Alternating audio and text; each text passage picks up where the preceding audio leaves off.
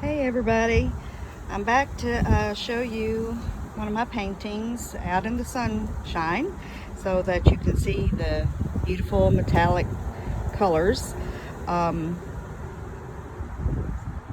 This one I posted before it had been spun. I spun it and spread out the paint, and a lot of people liked it that way, but now you're going to see why it's important to spread out and let the paint move, because you wouldn't be able to see all this beautiful glittery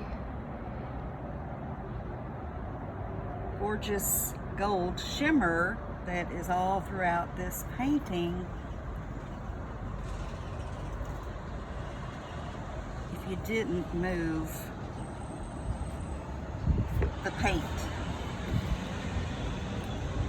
I am so in love with this one. This gold is just absolutely gorgeous. I don't know if